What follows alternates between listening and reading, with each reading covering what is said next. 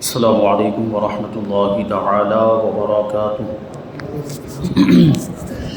نحمده ونصلي ونسلم على رسوله الكريم اما بعد فاعوذ باللہ من الشیطان الرجیم بسم اللہ الرحمن الرحیم ان اللہ وملائکته یصلون علی النبی یا ایہا الذین آمنوا صلوا علیہ وسلموا تسلیما اللہم صل علی سیدنا ومولانا محمد معدن الجود والکرم وآلہ الکرام وابنہ الکریم وبارک وسلم صلاۃ وسلام علیک یا رسول اللہ صلی اللہ تعالی علیہ وسلم۔ سورہ بقرہ کی آیت نمبر 6 کی تفسیر جاری ہے جی۔ اس آیت کریمہ میں ان کافروں کا ذکر کیا جا رہا ہے جو ضد کی وجہ سے کافر ہو گئے، سرکشی، عناد اور دشمنی، حسد اور جلن کی وجہ سے کافر ہو گئے، تو ان کے ایمان لانے کی کوئی امید نہیں۔ تو اسی کو ذکر کیا گیا کہ جب وہ ایمان لانے والے نہیں تھے تو نبی پاک صلی اللہ علیہ وسلم نے ان کو تبلیغ کیوں فرمائی؟ آخری عمر تک، ان کے مرنے تک حضور پاک صلی اللہ علیہ وسلم ان کو تبلیغ فرماتے رہے، کیونکہ اگرچہ ان کو تبلیغ کرنے کا کوئی فائدہ نہیں تھا، لیکن حضور پاک صلی اللہ علیہ وسلم کے لیے تو تبلیغ کرنا مفید تھا، ان کے لیے تو فائدہ مند تھا۔ یعنی حضور کو تو اس کا ثواب ملا جو آپ نے اپنا فرض منصبی ادا کیا، جو اپنی ذمہ داری ادا کی، کیوں نبی کی ذمہ داری یہ ہوتی ہے کہ وہ اللہ کا پیغام لوگوں تک پہنچا دے، تو اس پر یقیناً وہ ثواب کے حقدار ہوتے ہیں۔ جیسے ایک مثال دی ہے کہ ڈاکٹر یہ آخری وقت تک، یعنی مریض کے مرنے تک کوشش کرتا رہتا ہے، جب تک یعنی مریض زندہ ہے وہاں تک وہ اپنی کوشش جاری رکھتا ہے۔ پھر اگرچہ مریض مر جائے، یعنی اس کے ٹریٹمنٹ کا مریض کو فائدہ نہ ہو، مریض بچ نہ بھی پائے، پھر بھی اس کو فیس دی جاتی کہ نہیں دی جاتی؟ ڈاکٹر کو پھر بھی فیس دی جاتی ہے، اس کی جو اجرت ہوتی ہے وہ دی جاتی ہے۔ کیوں؟ کیونکہ اس نے محنت کی، اس نے اپنا فرض منصبی ادا کیا۔ ڈاکٹر نے اپنی ذمہ داری، ڈاکٹر ہونے کی حیثیت سے اس نے اپنی ذمہ داری نبھائی، تو وہ فیس کا حقدار ہوتا ہے، وہ اجرت کا حقدار ہوتا ہے۔ تو انبیاء کرام نے بھی اپنی ذمہ داریاں بخوبی انجام دی، نبی پاک صلی اللہ علیہ وسلم بھی اسی وجہ سے آخر تک، آخری دم تک ان کو نصیحتیں کرتے رہے، ان کی اصلاح کی کوششیں کرتے رہے، ان کافروں کو تبلیغ فرماتے رہے۔ یہ حضور کے اپنے لیے تھا، حضور پاک صلی اللہ علیہ وسلم کے لیے مفید تھا، فائدہ مند تھا، کیونکہ حضور پاک صلی اللہ علیہ وسلم اس کی بنیاد پر ثواب کے حقدار ہوئے۔ تو میں نے اسی پر عرض کیا تھا کہ ہمیں آپ کو بھی، دین کی خدمت کرنے والوں کو بھی ہمت نہیں ہارنی چاہیے، اپنی کوششیں کرتے رہنا چاہیے، لوگوں کی اصلاح کرتے رہنا چاہیے۔ اگرچہ سامنے والا اصلاح قبول کرے یا نہ قبول کرے، سدھرے یا نہ سدھرے، ہمیں اپنی کوشش کرنی چاہیے۔ ہم کوشش کریں گے تو اس کا ہمیں ثواب ملے گا۔ اس میں ایک لفظ آیا ہے انذرتہم، چاہے آپ ان کو ڈرائیں یا نہ ڈرائیں، وہ ایمان لانے والے نہیں ہیں۔ تو انذرتہم کے بارے میں فرماتے کہ یہ انذار سے بنا ہے۔ انذار کا لغوی معنی ہوتا ہے، ڈکشنری کے اعتبار سے اس کا معنی ہوتا ہے خطرناک چیز کی اطلاع دینا۔ جو چیز خطرناک ہے، خطرے والی ہے، ایذا پہنچانے والی ہے، نقصان والی چیز ہے، اس کی اطلاع دینا، اس سے خبردار کرنا، یعنی ڈرانا۔ اس کا مطلب ہی وہ ہوتا ہے، ڈرانا۔ اور شریعت میں عذاب الہی سے ڈرانے کو انذار کہتے ہیں۔ جو شخص دنیاوی مصیبتوں سے کسی کو ڈرائے اس کو شرعاً منذر نہیں کہا جائے گا، بلکہ آخرت سے ڈرائے، آخرت کے عذاب سے ڈرائے تو اس کو منذر کہا جائے گا۔ اسی وجہ سے نبی کو منذر کہتے ہیں۔ جو شخص کسی کو دنیاوی مصیبتوں سے ڈرائے اس کو منذر کہیں گے، لیکن آخرت کے عذاب سے ڈرائے اس کو نذیر کہیں گے۔ یہاں پر غور کرنے کی ضرورت ہے۔ نقطہ یہاں پر ایک بیان کرتے ہیں، پوائنٹ، کہ نبی ڈراتے بھی ہیں اور خوشخبریاں بھی دیتے ہیں۔ نبی کے دو کام ہوتے ہیں، اللہ کے عذاب سے ڈرانا، جہنم سے ڈرانا، اور جنت کی خوشخبری بھی دینا، نعمتوں کی خوشخبری بھی دینا۔ یعنی اگر ایمان لے آئے، اگر دعوت کو قبول کر لیا تو ان کے لیے جنت کی بشارت ہے، جنت کی خوشخبری ہے، پھر جنتی ہو جائیں گے۔ لیکن یہاں پہ غور کریں گے کہ یہ دونوں دو اسٹیپ میں ہے۔ پہلے ڈرانا ہوگا تب جا کر خوشخبری دینا، یعنی پہلے ڈرائیں گے پھر وہ راہ راست پر آئے گا، سامنے والا سیدھے راستے پر آئے گا، ہدایت کو قبول کر لے گا، تب جا کے اس کو خوشخبری دی جائے گی، مومن ہو جائے گا تبھی تو اس کو خوشخبری دی جائے گی جنت کی۔ تو یہ کافروں کو ڈرایا گیا۔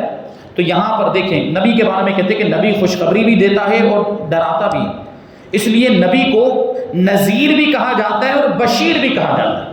یہ قرآن پاک کے اندر حضور پاک صلی اللہ علیہ وسلم کی یہ دو صفتیں بیان کی گئی ہیں۔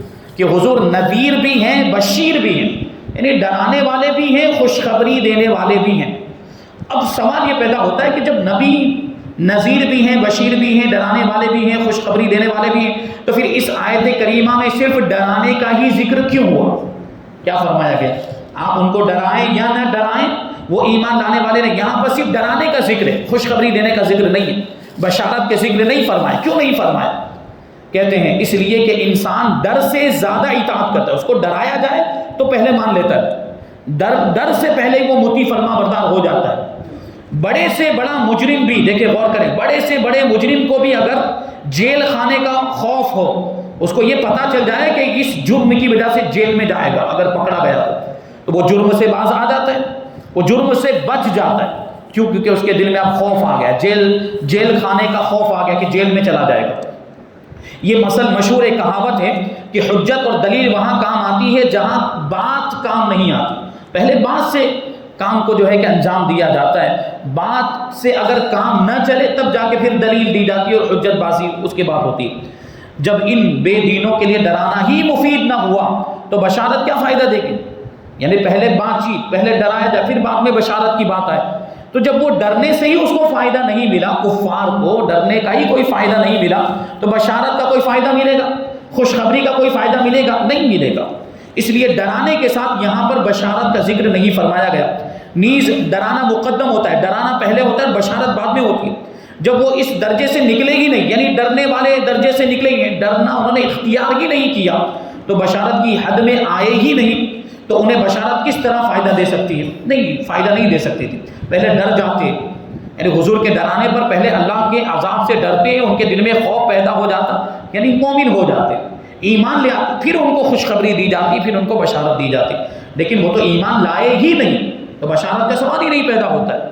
جب مومن ہوئے ہی نہیں تو جنت کی بشارت کس کو ملتی؟ ایمان والے کے لیے۔ جنت کی بشارت تو ایمان والوں کے لیے، یہ تو ایمان لائے ہی نہیں تو ان کے لیے بشارت کا کوئی مطلب نہیں۔ اور آگے جو یہ فرمایا لا یؤمنون کہ وہ ایمان لانے والے نہیں، یہ غیب کی خبر ہے، کیونکہ یہ آئندہ واقعہ، پوری زندگی ان کی تھی، پوری زندگی میں کبھی بھی تو ایمان لا سکتے تھے، لیکن یہ فرما دیا گیا کہ وہ ایمان لانے والے نہیں، مطلب یہ آنے والے واقعے کی خبر دے دی کہ وہ کبھی ایمان نہیں لائیں گے۔ تو یہ غیب کی خبر ہوئی، مستقبل کے بارے میں خبر دیتا ہے، فیوچر کے بارے میں جو ابھی ہوا نہیں ہے، وہ بھی ایک طرح کا غیب ہوتا ہے۔ غیب کا مطلب چھپی ہوئی چیز، تو مستقبل بھی تو ہم سے چھپا ہوا ہے، فیوچر میں کیا ہوگا ہمیں معلوم ہے نہیں، تو وہ بھی غیب ہے۔ تو یہاں غیب کی خبر دی جا رہی ہے، اور یہ خبر بالکل سچی ثابت ہوئی کہ آخرکار وہ لوگ ایمان نہیں لائے، وہ جو کفار جن کی بات چل رہی، جن کی قسمت میں کفر لکھ دیا گیا تھا، ابو جہل، ابو لہب، عتبہ، شیبہ جیسے لوگ، اور اس جگہ یہ فرمایا گیا کہ وہ ایمان نہیں لائیں گے، اور یہ نہیں کہا گیا کہ وہ ایمان پر قدرت ہی نہیں رکھتے، یعنی ایمان لانا ان کی طاقت سے باہر کے، یہ نہیں کہا گیا، بلکہ کیا کہا گیا کہ وہ ایمان نہیں لائیں گے۔ نہیں لائیں گے کا مطلب کیا ہوا؟ یعنی خود اپنے ارادے سے، اپنے اختیار سے، اپنے قصد سے ایمان نہیں لائیں گے، اس میں ان کے قصد اور ان کے اختیار کا دخل ہوگا ایمان نہ لانے میں، تاکہ یہ معلوم ہو جائے کہ ان کا یہ کفر اختیاری ہے، خود انہوں نے اپنے اختیار سے یہ کفر جو کیا ہے، وہ اس پر مجبور نہیں ہے، کیونکہ علم الہی میں یہ آیا ہے کہ وہ اپنی خوشی اور اپنے اختیار سے کافر ہی رہیں گے۔ تو جس طرح ان کا کافر رہنا یقینی ہے، اسی طرح ان کا مختار رہنا بھی یقینی ہے، یعنی اپنے اختیار سے کفر پر قائم رہنا یہ بھی یقینی ہے۔ وہ مجبور اور معذور نہیں ہے، مجبور اور معذور کو اللہ تبارک و تعالیٰ عذاب نہیں دیتا، لیکن ان کے عذاب کا ذکر ہے آگے آنے والی آیت کریمہ کیا ہے؟ وَلَهُمْ عَذَابٌ عَلِيمٌ وَلَهُمْ عَذَابٌ عَظِيمٌ، ان کے لیے بڑا عذاب۔ تو عذاب تو اس پر ہوگا نا جو اپنے اختیار سے کوئی غلط کام کرے یا اپنے اختیار سے کافر ہو جائے، تو یہاں یہ جو کافر ہوئے اپنے اختیار ہی سے کافر ہوئے تھے، تو اس کا ذکر اس آیت کریمہ میں ہے۔ اور یہاں پہ تقدیر کا مسئلہ بھی حل ہو گیا۔ میں نے جو اس سے پہلے بھی اشارہ کیا تھا کہ انسان جو بھی اعمال کرتا ہے اس میں اس کے اختیار، اس کے ارادے کا اور اس کے قصد کا دخل ہوتا ہے، اسی وجہ سے تو برے کام کرنے کی وجہ سے گنہگار ہوتا ہے اور اچھے کام کرنے کی وجہ سے نیکوکاروں میں اس کا شمار ہوتا ہے، اس کے اسی ارادے کی وجہ سے، اس کے اسی اختیار کی وجہ سے۔ ورنہ تو جو کچھ بھی ہو رہا ہے اللہ کی مرضی سے ہو رہا ہے، اللہ کے حکم سے ہو رہا ہے، اللہ کی مرضی کے بغیر ایک پتا بھی نہیں ہل سکتا ہے۔ لیکن چونکہ اعمال میں بندوں کا بھی قصد و ارادہ ہوتا ہے، بندے کے قصد اور اس کے ارادے کا دخل ہوتا ہے، اس کی مشیت، اس کے چاہنے کا دخل ہوتا ہے، اور اسی ارادے کی وجہ سے اور اسی قصد کی وجہ سے اور اسی چاہنے اور مشیت کی وجہ سے کبھی وہ گنہگار ہو جاتا ہے تو کبھی نیکوکار ہو جاتا ہے۔ ان کا بھی یہی معاملہ تھا کفار کا کہ اپنے قصد و ارادے سے وہ کفر پر قائم رہے تھے۔ اب اس آیت کریمہ میں یہ فرمایا جا رہا ہے کہ جنہوں نے میثاق کے دن بلا کہہ کر ہماری ربوبیت کا اقرار کیا۔ دیکھیں میثاق کا دن کیا ہے، پہلے اس کو سمجھنا ہے۔ اللہ تبارک و تعالیٰ نے یہ دنیا بنانے سے پہلے عالم ارواح میں ساری روحوں کو جمع کیا، جو انسان دنیا میں بعد میں آنے والے تھے ان سب کو، حضرت آدم علیہ السلام سے لے کر قیامت تک جتنے بھی لوگ ہونے والے سب کو اللہ تبارک و تعالیٰ نے عالم ارواح میں جمع کیا، اور اس کو یوم میثاق کہا جاتا ہے۔ یوم میثاق کا مطلب یہ ہوتا ہے کہ عہد لینے کا دن، وعدہ لینے کا دن۔ تو اللہ تعالیٰ نے ساری انسانوں کی روحوں کو جمع کیا اور ان سے وعدہ لیا، اور کیا وعدہ لیا، کیا فرمایا اللہ تعالیٰ نے، الستُ بربکم، ساری روحوں سے پوچھا کہ کیا میں تمہارا رب نہیں ہوں؟ روحیں تھیں، جسم نہیں تھا، صرف روحیں تھیں۔ تو ان سب نے بیک زبان یہ بات اللہ کی بارگاہ میں سب نے یہی جواب دیا تھا، کیا کہا، بلا، یعنی اے پروردگار کیوں نہیں تو ہمارا رب ہے۔ سب نے اللہ کی ربوبیت کا اقرار کیا عالم ارواح میں، دنیا میں آنے سے پہلے۔ اور اس کے بارے میں ایک جو پیاری چیز ہے میں بتا دوں یہاں پر، جو ایمان کو تازہ کرنے والی ہے، کہ روحوں نے اس وقت بلا کہا تھا کہ ہاں تو ہمارا رب ہے، تو اس وقت ساری روحیں موجود تھیں، انبیاء کرام کی بھی روحیں موجود تھیں، اور نبی پاک صلی اللہ علیہ وسلم کی روح مقدسہ بھی اس وقت موجود تھی۔ اور روایتوں میں آیا ہے کہ سب سے پہلے بلا کسی روح نے کہا ہے وہ ہمارے نبی پاک صلی اللہ علیہ وسلم کی روح ہے۔ سب سے پہلے حضور نے کہا کہ کیوں نہیں تو ہمارا رب ہے۔ تو اس وقت تو سب نے اقرار کیا تھا، لیکن دنیا میں آنے کے بعد گڑبڑ ہو گئی۔ دنیا میں آنے کے بعد کچھ لوگ اس وعدے پر باقی رہے جو اللہ سے کر کے آئے تھے، کچھ عہد پر باقی رہے، یعنی اللہ کو رب مانتے رہے، لیکن کچھ لوگ ایسے تھے جنہوں نے انکار کر دیا اللہ کا، وہ کافر ہو گئے، یعنی اس وعدے کی خلاف ورزی کی جو اللہ سے عالم ارواح میں کیا تھا۔ تو یہ دیکھیں اس کی طرف اشارہ کرتے ہیں، کہتے ہیں بعد میں اپنے دل کے صاف آئینے کو، یعنی عہد میثاق، یوم میثاق تو ہماری ربوبیت کا اقرار اللہ فرماتا ہے کہ انہوں نے، یہ کافروں نے بھی ہماری ربوبیت کا اقرار کیا تھا اس وقت، عالم ارواح میں مانا تھا کہ میں ان کا رب ہوں، لیکن جب دنیا میں آئے تو اپنے دل کے صاف آئینے کو، جب دنیا میں بچہ پیدا ہوتا ہے تو اس کا دل بالکل صاف آئینے کی طرح ہوتا ہے۔ جب بچہ پیدا ہوتا ہے تو وہ یہودی، نصرانی، عیسائی یا ہندو یا سکھ یہ کچھ نہیں ہوتا، وہ تو فطرت اسلامیہ پر پیدا ہوتا ہے، اس کے اندر اسلام کی صلاحیتیں ہوتی ہیں۔ اب حدیث پاک کے مفہوم کے مطابق بعد میں اس کے ماں باپ یا تو اس کو یہودی بناتے ہیں یا نصرانی بناتے ہیں، یا جو ان کا مذہب ہوتا ہے وہ اپنے بچے کو بچے کے اندر ڈالتے ہیں، بچے کو بھی اسی کا پیروکار بنا دیتے ہیں، بعد میں ماں باپ کرتے ہیں۔ ورنہ بچہ جب پیدا ہوتا ہے تو وہ کسی بھی مذہب پر نہیں ہوتا، صاف دل لے کر پیدا ہوتا ہے، تو اس کا دل جو ہوتا ہے وہ صاف آئینے کی طرح ہوتا ہے۔ بعد میں ان لوگوں نے اپنے صاف آئینے کو، دل کے صاف آئینے کو اعمال بد سے اس طرح خراب کر دیا، دل کے صاف آئینے کو برے اعمال کرنے کے ذریعے، گناہوں کے ذریعے خراب کر دیا، میلا کر دیا، آئینے کو میلا کر دیا، بالکل میلا کچیلا، کہ اب وہ صیقل کے قابل ہی نہ رہا، یعنی دل کا آئینہ اتنا میلا ہو گیا کہ اب اس کو صاف ہی نہیں کیا جا سکتا۔ یہ کافروں کا یہ حال، یعنی اتنے برے اعمال کیے، کفر میں اتنے آگے بڑھ گئے کہ دل کا آئینہ بالکل کالا ہو گیا اور اس کو صاف کرنا ممکن ہی نہیں رہا۔ اس لیے ان کے بارے میں فرمایا گیا کہ اب یہ ایمان نہیں لائے۔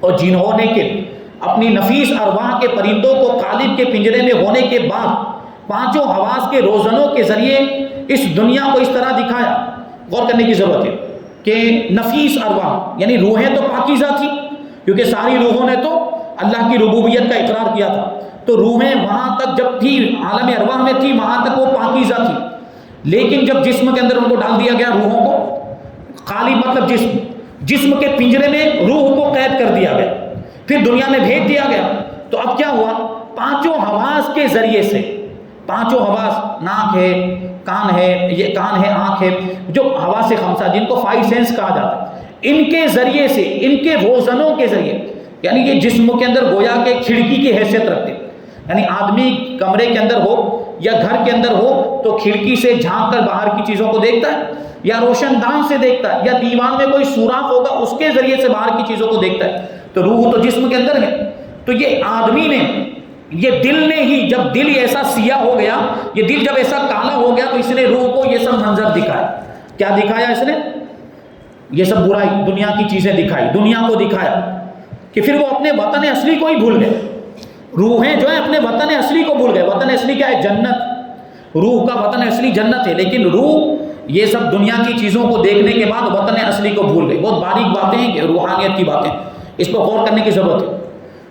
اور نفس و شیطان کی صحبت میں روح کو ایسا مانوس کیا اسی دل نے، جو دل میلا ہو گیا تھا اسی دل نے نفس و شیطان کی صحبت میں روح کو ایسا مانوس کیا، کیونکہ شیطان بھی بہکاتا ہے اور نفس بھی بہکاتا ہے، نفس امارہ، اور ایسا مانوس کر لیا کہ وہ اپنے اس پرانے وطن کے دوستوں سے روحیں منہ پھیر بیٹھی، روحوں نے منہ پھیر لیا. اب دیکھیے کیا ہوگا. ایک تو وہاں پرانے وطن ہی کو بھول گئی روحیں، جو ہے پرانے وطن کو بھول گئی. پھر یہ کہ پرانے وطن کے ساتھیوں کو بھی بھول گئی. پرانے وطن کے جو اچھے ساتھی تھے ایمان والے ان کو بھی بھول گئے اور کافروں کی صحبت میں رہنے لگے. تو کہتے ہیں وہ لوگ اب اس قابل ہی نہ رہے کہ وہ وطن کو یاد کرے، کیونکہ وطن کو بھول گئے تو وطن کہاں سے یاد آئے گا. پرانا وطن جو وطن اصلی ہے. صوفیاء اکرام یہ بھی فرماتے ہیں کہ لفظ انسان انس سے بنا ہے. لفظ انسان انس سے بنا ہے جس کے معنی ہے محبت. انس کا معنی کیا ہوتا ہے؟ محبت. چونکہ انسان ہر انیس یعنی ساتھی کا اثر بہت جلد قبول کرتا ہے، اپنے ساتھی کا اثر بہت جلد. یہ آپ دوستی یاری کے تعلق سے آپ اس کو سمجھ سکتے ہیں کہ ایک دوست دوسرے دوست کا اثر کتنی جلدی قبول کر لیتا ہے، اپنے ساتھی کا اثر کتنی جلدی قبول کر لیتا ہے، دوست کی عادتوں کو اپنا لیتا ہے، اس کے طور طریقوں کو اپنا لیتا ہے. تو یہ انسان کی خاصیت ہے کہ وہ اپنے ساتھی کا اثر بہت جلدی قبول کرتا ہے، اس لیے اسے انسان کہتے ہیں. لہٰذا اگر انسان کے ساتھی اچھے ہوں گے تو انسان بھی اچھا رہے گا اور برے ساتھیوں سے خود بھی برا ہو جائے گا. اسی لیے تو کہتے ہیں بری صحبت سے بچنا چاہیے اور اچھی صحبت اختیار کرنی چاہیے. اچھی صحبت یعنی نیک لوگوں کی صحبت اختیار کرنی چاہیے. نیک لوگوں کی صحبت اختیار کریں گے تو آپ بھی نیک بن جائیں گے، لیکن برے لوگوں کی صحبت اختیار کریں گے تو آپ بھی برے بنیں گے. وہ آپ کو برائیوں پر ابھارے گا. جو آپ کا برا دوست ہے، جو آپ کا برا ساتھی ہے، وہ آپ سے برائی کروائے گا. جو شعر بڑا مشہور ہے جو کیا کہا جاتا ہے، یہ مثل سچ ہے کہ ہو جاتا ہے صحبت کا اثر. یہ مثل یعنی کہاوت، یہ مثل سچ ہے کہ ہو جاتا ہے صحبت کا اثر. آدمی کیا در و دیوار بدل جاتے. در و دیوار پر بھی صحبت کا اثر ہوتا ہے. آپ دیکھیں گے در و دیوار میں کیسی تبدیلی آتی ہے. ایک آدمی اگر ایک گھر میں مستقل طور پر رہے تو وہ اپنے اعتبار سے در و دیوار کو بھی تبدیل کر دیتا ہے. تو اس کی صحبت کی وجہ سے در و دیوار میں بھی تبدیلی آ جاتی. تو انسان میں تبدیلی کیوں نہیں آئے گی؟ کبھی اچھی تبدیلی آتی، کبھی بری. در و دیوار بھی بدلتے ہیں. اگر اچھا آدمی ہے، اس کا ذوق اچھا ہے، اس کی پسند اچھی ہے، تو در و دیوار بھی ویسے خوبصورت ہو جائے گا. کلر اچھا کروا دے گا، صاف صفائی رکھے گا، ہوگا کہ نہیں؟ لیکن آدمی کا ذوق اچھا نہیں ہے، اس کی پسند اچھی نہیں، تو در و دیوار بھی میلے کچیلے نظر آئیں گے. تو یہی اچھی اور بری صحبت کا نتیجہ ہوتا ہے. کہتے ہیں کہ برے ساتھیوں سے انسان برا ہو جاتا ہے. انسانوں کو ناس بھی کہتے ہیں. قرآن پاک میں یہ لفظ آیا ہے ناس، یا ایھا الناس، اے لوگوں. اس سے مراد انسان ہے. اس کو ناس بھی کہا جاتا ہے. ناس کا معنی ہوتا ہے بھولنے والا. یہ بھی شیطان کی صحبت اور دنیا کے میدان میں آ کر اللہ کو بھول جاتا ہے. عالم ارواح میں تو اللہ کی ربوبیت کا اقرار کیا تھا، لیکن دنیا میں جب آیا اور شیطان کے جال میں پھنس گیا تو پھر اسی رب کو بھول جاتا ہے، اللہ کو بھول جاتا ہے. کیونکہ ناس کا مطلب ہی ہوتا ہے بھولنے والا، اس لیے اس کو ناس کہا جاتا ہے. نہیں، صوفیاء کرام فرماتے ہیں کہ روح دو چیزوں کو دیکھتی ہے. ایک تو دنیا کو دیکھتی ہے، دوسری آخرت کو دیکھتی ہے.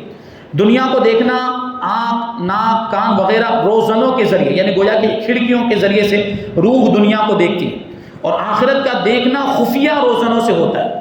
یعنی وہ کھڑکیاں جسم کے اندر نہیں، یہ تو ظاہری کھڑکیاں، یہ روزن ہے، آنکھ ہے، کان ہے، ناک، ان کے ذریعے سے دنیا کو دیکھتا ہے، محسوس کرتا ہے. لیکن آخرت کا جو دیکھنا ہے وہ ان حواس کے ذریعے سے نہیں ہوتا، ان سینس کے ذریعے سے نہیں ہوتا. وہ ان کے جو روزن ہیں آخرت کو دیکھنے کے لیے وہ روحانی طور پر آخرت کو دیکھتا ہے. مومن بندہ جب ترقی کرتا ہے تو اس کو آخرت کے معاملات نظر آنے لگ جاتے ہیں. آپ نے دیکھا ہوگا اسی وجہ سے اللہ کے ولی کی بارگاہ میں کوئی آتا ہے تو وہ بتا دیا کرتے ہیں کہ یہ جنتی ہے یا دوزخی ہے. یہ اس کے دل کے حالات بھی جان دیا کرتے ہیں، اس کی تقدیر کو بھی پڑھ لیا کرتے لوہے محفوظ پر. یہ اللہ والوں کو مقام و مرتبہ ملتا ہے. تو یہ آخرت کیا، وہ روحانی طور پر دیکھتے ہیں. ان کے جو روزن ہیں، ان کی جو کھڑکیاں ہیں آخرت کو دیکھنے کے لیے وہ خفیہ ہے، پوشیدہ ہے، وہ نظر نہیں آتی. جو انسان ہر وقت دنیا میں مشغول رہے گا آخرکار آخرت کے روزن سب بند ہو جائیں. دنیا میں بالکل غرق ہو گیا، دنیا میں بالکل ڈوب گیا، بالکل غافل ہو گیا. تو اب آخرت کو دیکھنے کے لیے جو کھڑکیاں تھیں نا روحانی کھڑکیاں وہ بند ہو جائیں گی. اور جب آخرت کو دیکھنے کی روحانی کھڑکیاں بند ہو جائیں گی تو آخرت کو دیکھ ہی نہیں پائے گا.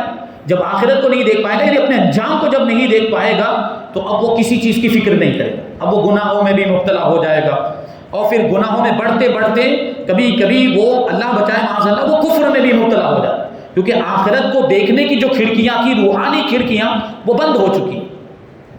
تو یہ بات ذہن میں رکھنے کی ہے جس کو قرآن کریم میں یوں فرمایا کہ ام علی قلوبہم اقفالھا، یا تو ان کے دلوں پر تالے پڑے ہوئے. تو دلوں پر تالے ہونے کا کیا مطلب؟ کیا یہاں پر حقیقت میں کوئی تالا ہے؟ دلوں پر تالا لگ جانے کا مطلب کیا ہوتا ہے؟ یا آگے والی آیت کریمہ میں جو یہ فرمایا گیا کہ اللہ تبارک و تعالیٰ نے ان کے دلوں پر ان کے کانوں پر مہر لگا دی اور ان کی نگاہوں پر پردے پڑے ہوئے ہیں، تو اس کا کیا مطلب ہوا؟ یعنی وہی آخرت کو دیکھنے کے لیے جو روحانی کھڑکیاں تھیں نا ان کے دل کی وہ بند ہو چکی، یعنی دل ان کا اتنا میلا ہو گیا تو وہ آخرت کو دیکھ ہی نہیں پا رہے، اپنے انجام کو دیکھ ہی نہیں پا رہے، اس لیے کفر میں مبتلا ہو گئے اور کفر میں آگے بڑھتے چلے گئے. تو گویا کہ ان کے دل پر تالے لگ چکے، یعنی اب اصلاح قبول کرنے کی ان کے اندر صلاحیت ہی نہیں رہی. تو یہاں پر یہ آیت کریمہ کی تفسیر مکمل ہوئی. انشاءاللہ تبارک و تعالیٰ آیت نمبر 7 سورہ بقرہ کی آیت نمبر 7 جس کا ابھی میں نے مختصر طور پر تذکرہ کیا کہ اللہ تبارک و تعالیٰ نے ان کے دلوں پر اور ان کے کانوں پر مہر لگا دی ہے اور ان کی آنکھوں پر پردے پڑے ہوئے ہیں اور ان کے لیے بڑا عذاب ہے. یہ آیت کریمہ انشاءاللہ اس کی تفسیر ہم آئندہ درس میں شامل کریں گے. اللہ تبارک و تعالیٰ کی بارگاہ میں دعا ہے کہ جو کچھ بھی بیان ہوا اس پر ہم سب کو عمل کرنے کی توفیق عطا فرمائے اور نور قرآن سے ہم سب کے دلوں کو روشن اور منور فرمائے. وما علینا الا البلاغ.